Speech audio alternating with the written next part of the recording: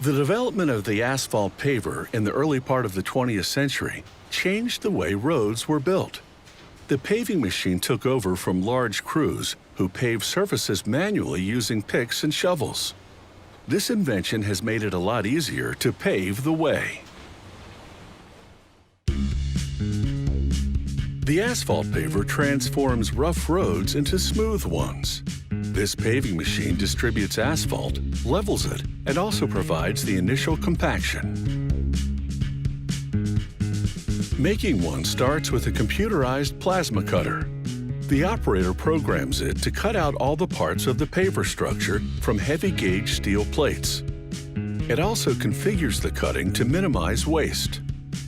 The plasma tooling also cuts and threads holes for bolting the parts together.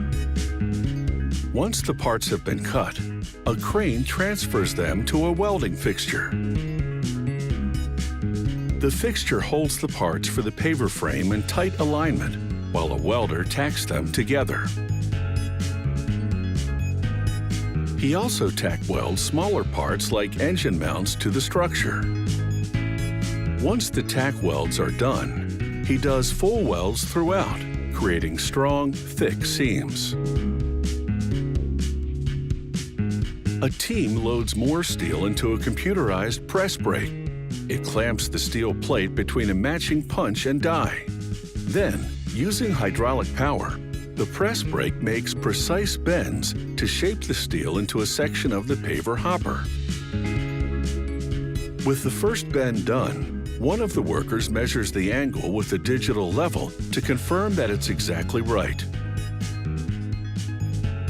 The team then moves the steel plate into position for the next bends. They make a total of 3 in the hopper part. Those 3 bends must be perfectly angled and positioned to fit the rest of the hopper.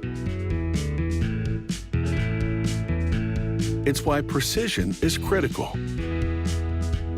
They do a final check of the 3 bends using a template.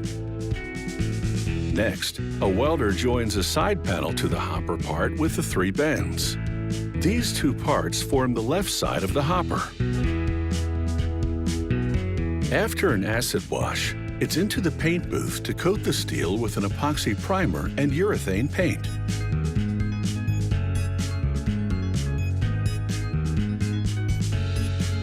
The parts then spend time in an oven to accelerate the paint cure.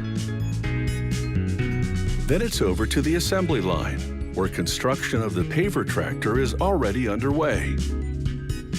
A worker bolts gear systems to the sides. These gears will drive the paver wheels.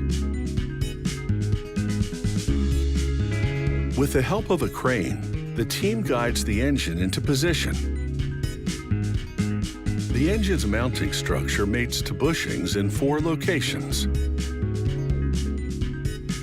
They now assemble the hopper to the front of the paving machine. Hinge tubes on the hopper part intermesh with tubes on the center conveyor framework.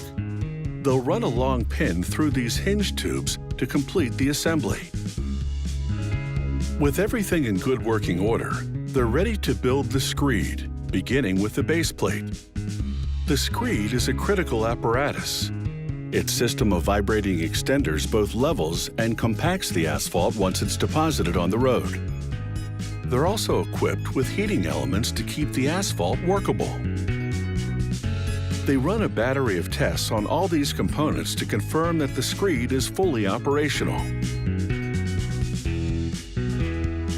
The screed is now ready to be mated to the paver tractor. They put the tractor in reverse and back it up to the screed until brackets on both meet in perfect alignment. Once the brackets have been bolted together, the asphalt paver is ready for work. The road ahead will be long and potentially winding, but it should be pretty smooth thanks to this asphalt paver.